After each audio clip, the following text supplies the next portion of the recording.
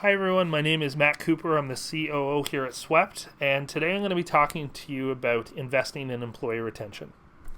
So my goal for today is to provide you and your team with a business case for investing in employee retention specifically. And what I'm hoping is we're going to cover three different things that I think you can do today to make something very concrete, very tangible that can impact your business right away. So why should you care about this to begin with? So the cleaning industry specifically has a couple challenges up against it. Cleaning is a hard job. It doesn't pay very well and most times offers pretty sporadic hours. So there's no wonder that we have between 75 and 400% turnover in the industry. But more importantly, that turnover translates directly into your bottom line. And a lot of times it's hard to track what that actually is. So studies have been done that have reported that turnover costs on average $2,000 per employee. So it's not just your time, it's a very real and a very tangible amount of money that you're spending on it. You're not alone. 85% of the industry have reported that hiring and retention of cleaners is their top challenge. So there's many people out there in your very same shoes trying to struggle with this problem. So hopefully today you're going to walk away with three different things that you can start doing. So where do we start? The good news is that there's actually been a fair amount of research that's been done about this. In a recent study that was done that spanned 27 companies that represented over $100 million in business, 1,400 customers, and 8,000 cleaners, there were three key things that were found to be most impactful in addressing turnover. So I'm going to cover each one and talk about them separately. So the first is training. So one simple thing you can do about training in your company is to not treat it as an individual thing, or is to not treat it as one activity. For us, when we were a cleaning company before turning into a software company, this was a huge game changer for us. We actually separated each type of training into its discrete purpose. So we had hiring training, policies and procedures training, safety, equipment, and then training that was done on the job in the physical locations that were being done. And the important part about this was it didn't get all lumped together, so it made it much easier to schedule, right? So that's the first thing you can do today, is start thinking about training as its discrete purpose. When and where are you going to schedule this training? And who are you going to put in responsible for this actually getting done? The second is communication. So what do I mean by communication? Communication really is about what cleaners had said is when they got to the job, having an understanding of what is expected of them and clear instructions being written out and communicated to them consistently. And then specifically, any type of proactive problem reporting. So if there were issues that weren't being addressed, that they were being communicated to on an ongoing basis to make sure they understood the change in scope of their role. The third is respect. And so what I mean by respect is broken down into three different things. First was celebrating the little wins. And so what I mean by that is recognizing things that aren't just about monetary compensation. 70% of reasons that made people stay in a job did not have to do with monetary reasons. So they liked the people they work for, they had an opportunity for growth, and they felt recognized for their work. So this is a core result that came out of this research, and something that you can take and run with today is by recognizing those little wins. So within Swept, we have tools that allow this to happen quite easily. I want to give you a couple different examples of how people are doing this on a day-to-day basis so you can take away and act on it yourself. So on the left here, we have someone who has snapped a shot from an existing customer and let them know specifically that they wanted to pass that on to the cleaners that were cleaning their space.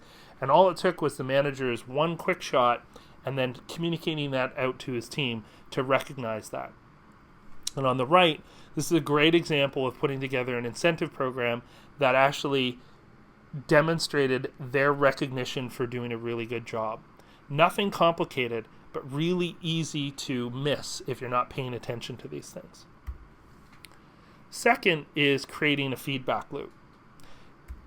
So when we think about what feedback is so important at the level of cleaning, you have 95% of your cleaners that are out doing remote work.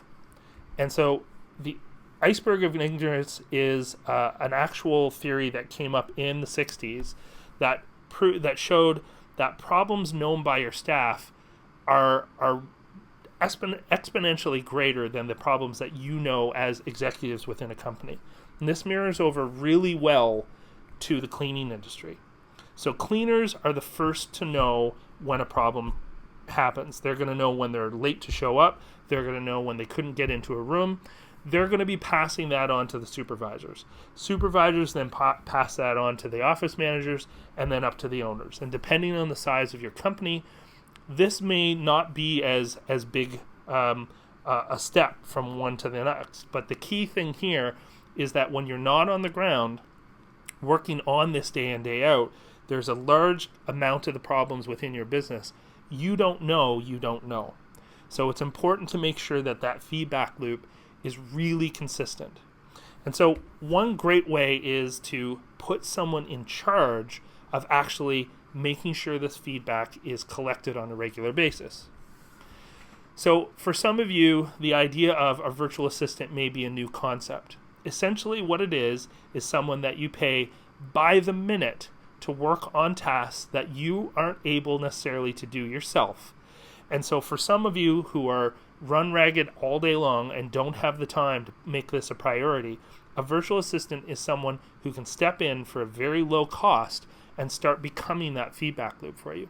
For those of you that do have the time and want to make this a personal goal to roll out, then you don't need this step. But we've heard a lot in a lot of the talks that we've given that people don't feel they have the time to actually do this.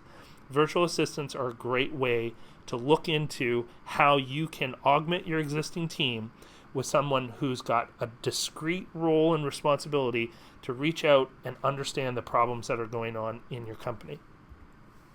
So one great way to do that, whether or not it's you or someone you bring in, is to pick 3 cleaners a week and do a 10-minute call.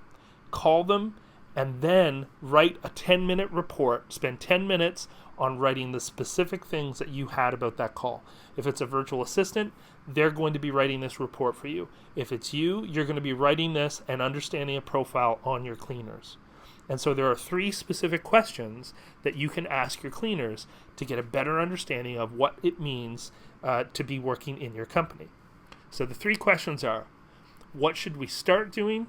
What should we stop doing? And what should we keep doing? And these 3 questions will basically be your guide to structure the conversation that you have with 3 different cleaners once a week. And you repeat that process until you've gone through all of your cleaners and be talking to each of them at least once a month. And so if you have more cleaners, you may need to do more calls. But the sense here is to get out and get started right away. And what ends up coming back is you start surfacing the problems that only are known by your cleaners and getting them to your attention. You can only deal with problems that you know about. And so this is a great way of understanding what problems are happening in your business so that you can deal with them on a day-to-day basis and engage your cleaners to show them that you care about what their feedback is and what you're going to do to make it better. So remember, one of the best ways to think about a retention strategy is really to think about who it is you're bringing into your company. So in another session that we've outlined here, we've included how you can actually streamline your hiring process. Remember, who you let in and what their role is within your company is a major component of your retention strategy. Don't forget that them being aligned with the role you have and what they're looking for is one of the best ways to make sure you don't have a retention issue. So hopefully you've gotten a lot out of this brief little little talk. It's something hopefully that you can take away today and put into action today. We love your feedback, and we look forward to hearing from you. Thanks very much.